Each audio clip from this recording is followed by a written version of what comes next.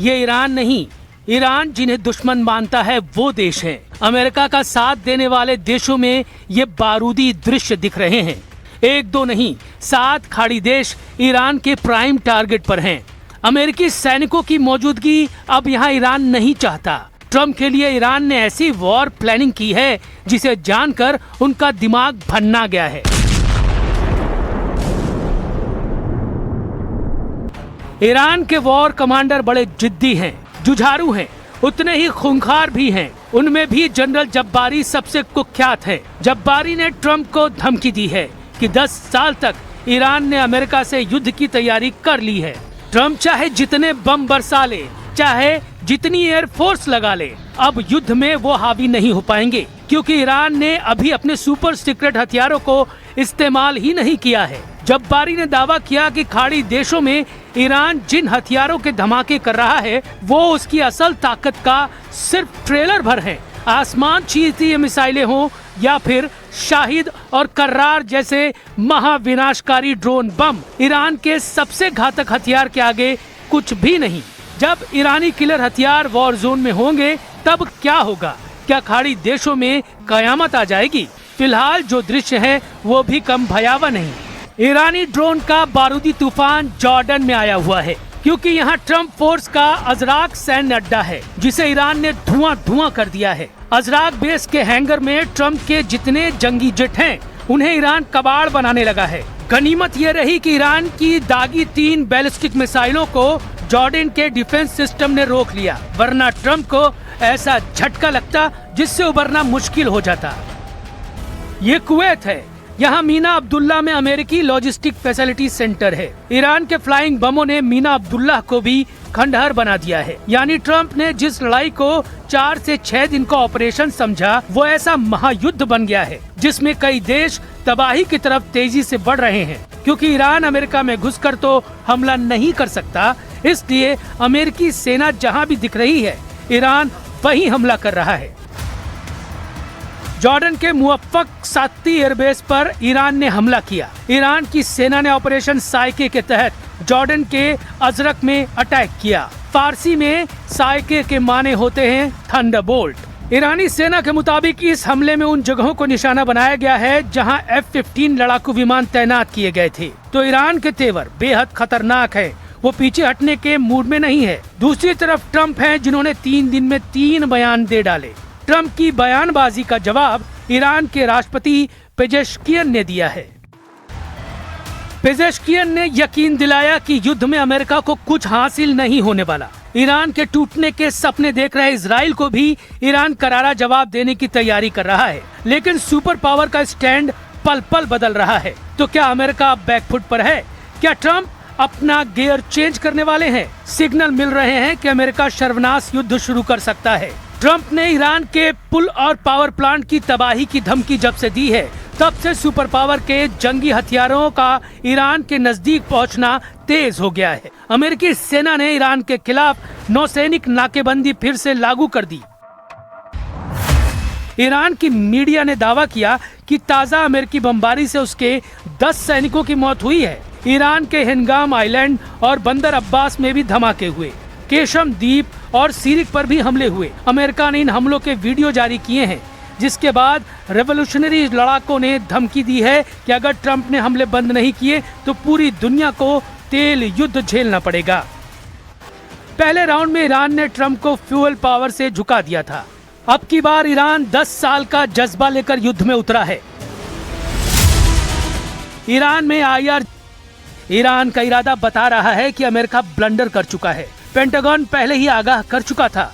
अब एहसास हो रहा है कि डोनाल्ड ट्रंप ने ईरान से युद्ध लड़ने की तैयारी सही नहीं की, या फिर उन्हें गुमराह किया गया, या फिर इजराइल के कहने पर वो इतने जोश में आ गए कि अमेरिका की सेना को राइफल बिना लोड किए हुए युद्ध में उतरने के लिए मजबूर कर दिया। क्योंकि जनरल जब्बारी जैसे कमांडर कह रहे हैं कि ईरान ने अपनी असली पावर तो दिखाई ही नहीं है।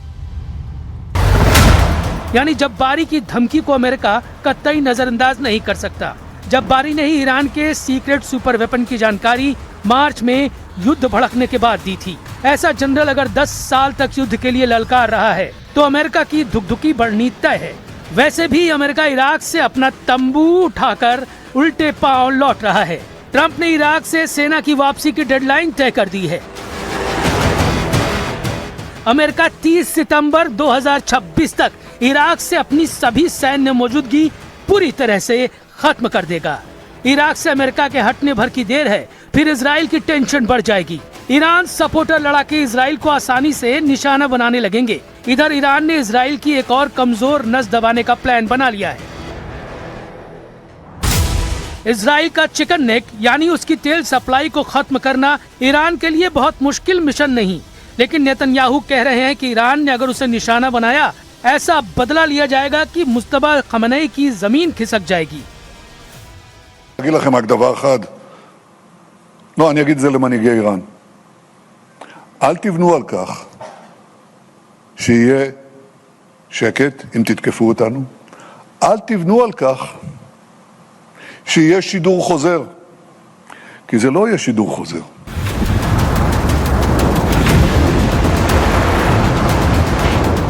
ईरान अमेरिका युद्ध की असल वजह इजराइल है। इजराइल को ही ईरान के एटमी प्रोग्राम से डर लगता है। इसी डर को ट्रंप के दिमाग में फिट कर नेतन्याहू ने ईरान को तबाही के कगार पर पहुंचा दिया है।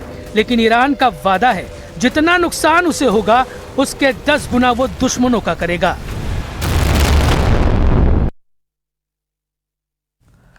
ईरान, जहां सत्ता का असली चेहरा हमेशा पर्दे के पीछे रहा है, लेकिन इस बार पर्दा इतना गहरा है कि दुनिया पूछ रही है आखिर आयतुल्ला अली खामनेई के बाद देश को चला कौन रहा।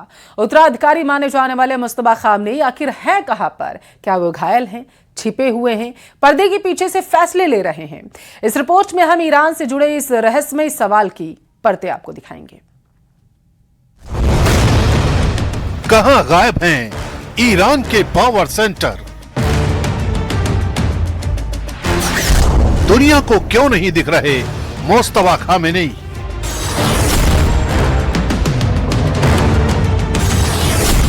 क्या पर्दे के पीछे चल रही है ईरान की सरकार?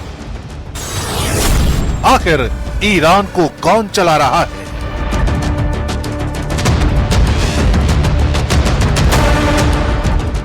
दुनिया के सबसे रहस्यमय देशों में ईरान को सबसे ऊपर गिना जाता है। यहां चुनाव सरकार चुनते हैं, लेकिन असली ताकत अक्सर धार्मिक प्रतिष्ठान, IRGC और सुप्रीम लीडर के दफ्तर के बीच घूमती है। पिछले 2 दशकों में एक ऐसा नाम लगातार उभरता रहा जो कभी चुनाव नहीं लड़ता, कोई सरकारी पद नहीं संभालता, मीडिया से लगभग पूरी तरह दूर रहता है, लेकिन जिसे ईरान की सत्ता का सबसे ताकतवर शख्स का रुतबा हासिल है, मुस्तफा खामेनी। ये आयतुल्ला अली खामेनी के दूसरे बेटे हैं। कई पश्चिमी खुफिया विश्लेषक मानते हैं कि उन्होंने वर्षों तक IRGC, बसीज मलेशिया और सुप्रीम लीडर के कार्यालय के बीच तालमेल में प्रभावशाली भूमिका निभाई। हालांकि ईरान ने कभी इसे आधिकारिक रूप से स्वीकार नहीं किया। अब जब आयतुल्ला अली खामेनी नहीं रहे, तो सबसे बड़ा सवाल उत्तराधिकारी का नहीं, बल्कि सत्ता के असली केंद्र का बन गया है, क्योंकि इसी दौरान मुस्तफा अचानक सार्वजनिक जीवन से गायब हो गए हैं।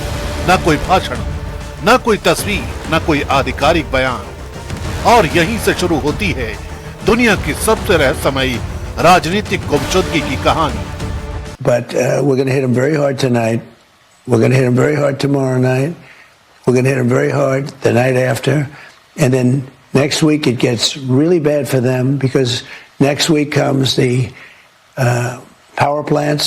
Next week comes the bridges. We're going to knock out all their power plants. We're going to knock out all their bridges unless they get to the table and negotiate. You better make a deal. You're not going to have anybody left. We're being very careful with the civilian population, as you know, but I said, you better make a deal. You're not going to have anything left. Mustafa Khamenei की गैर मौजूदगी को लेकर कई तरह के दावे सामने आए हैं। कुछ पश्चिमी मीडिया संस्थानों ने कहा कि वे इजरायली हमले में घायल हुए हैं। कुछ रिपोर्टों में उनके चेहरे के झुलसने की बातें लिखी गई हैं, जबकि सोशल मीडिया पर उनकी मौत तक के दावे वायरल हुए। लेकिन जब इन दावों की जांच की गई तो तस्वीर अलग निकली। न ईरान सरकार ने उनकी मौत की पुष्टि की, न किसी विश्वसनीय अंतर्राष्ट्रीय एजेंसी ने। बड़े बड़े मीडिया संस्थानों ने साफ कहा कि उनका गायब होना जरूर एक फैक्ट है, लेकिन मौत या गंभीर चोट के दावों का सच अब भी उलझा हुआ है, क्योंकि अमेरिका के थर्ड राउंड अटैक के बाद एक मैसेज को मुस्तफा खामेनेई के नाम से वायरल कराया गया। मुस्तफा खामेनेई के नाम से जारी हुए संदेश में साफ कहा गया था, ईरान बदला लेना चाहता है, हमारे नेता को धोखे से मारा गया, शहीदों के खून का हिसाब लेकर रहेंगे, मैं रहूं या ना रहूं, बदला लिया जाएगा। लेकिन जो लीडर अपने देश की आवाम के लिए इतनी बड़ी बड़ी बातें कर रहा है, उसके गायब होने की कहानी क्या है? क्योंकि सबसे बड़ा रहस्य उस वक्त गहरा गया जब अयातुल्ला अली खामेनेई के जनाजे की तस्वीरें दुनिया के सामने प्रसारित हुई। ईरान के शीर्ष सैन्य अधिकारी दिखाई दिए, राष्ट्रपति दिखाई दिए, वरिष्ठ धर्मगुरु दिखाई दिए, लेकिन मुस्तफा खामेनेई कहीं नहीं दिखे। ईरान की राजनीति में प्रतीकों की अहमियत बहुत बड़ी होती है, इसलिए ये गैर मौजूदगी सिर्फ एक कुर्सी की नहीं थी, बल्कि एक ऐसा सवाल थी जिसका जवाब आज तक किसी ने नहीं दिया। पश्चिमी सुरक्षा विश्लेषकों का एक वर्ग मानता है कि इजराइल की संभावित कार्रवाई के डर से उन्हें सुरक्षित स्थान पर रखा गया है। दूसरी ओर कुछ विशेषज्ञों का कहना है कि ईरान के लिए उनकी सुरक्षा सर्वोच्च प्राथमिकता है, लेकिन ईरानी अधिकारियों ने उनकी गैर मौजूदगी की कोई साफ वजह सार्वजनिक नहीं की है। यही चुप्पी आज सबसे बड़े सवाल को जन्म देती है।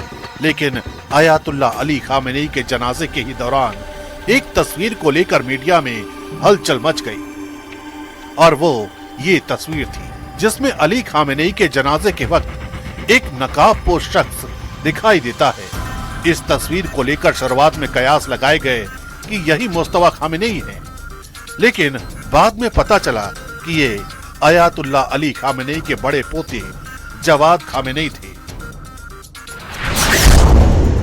तो फिर आखिर वो कौन सी जगह है जहां मुस्तफा खामेनेई छिपे हैं? अगर मुस्तफा सामने नहीं है तो क्या पर्दे के पीछे से फैसले ले रहे हैं? यही वो सवाल है जिस पर सबसे ज्यादा चर्चा हो रही है। लेकिन ये सब सच है कि उन्हें ईरान की सत्ता संरचना का बेहद प्रभावशाली और महत्वपूर्ण चेहरा माना जाता रहा है। आज के ईरान को समझने के लिए ये मानना होगा कि सत्ता किसी एक व्यक्ति के हाथों में दिखाई नहीं देती। राष्ट्रपति मसूद पेजेश्कियान नागरिक प्रशासन संभाल रहे हैं। दूसरी ओर IRGC देश की सैन्य शक्ति, मिसाइल कार्यक्रम और रणनीतिक सुरक्षा पर प्रभाव रखता है। सुप्रीम नेशनल सिक्योरिटी काउंसिल युद्ध और विदेश नीति से जुड़े बड़े फैसलों में अहम भूमिका निभाती है। इसके अलावा सुप्रीम लीडर का दफ्तर भी धार्मिक और राजनीतिक संस्थाओं के बीच प्रभाव बनाए रखता है। ये सच है कि मुस्तफा खामेनेई लंबे समय से सार्वजनिक रूप से दिखाई नहीं दिए हैं। ये भी सच है कि अयातुल्ला अली खामेनेई के जनाजे में उनकी सार्वजनिक मौजूदगी नहीं हुई, लेकिन उनकी मौत, गंभीर चोट या चेहरे के झुलसने जैसे दावों की अब तक कोई आधिकारिक पुष्टि नहीं हुई है। दूसरी ओर कई विश्वसनीय रिपोर्ट बताती हैं कि सुरक्षा कारणों से उनकी सार्वजनिक गतिविधियां सीमित हो सकती हैं। इसलिए मौजूदा वक्त में जो तस्वीर निकल कर आती है वो रहस्यों और सवालों की बुनियाद पर टिकी है।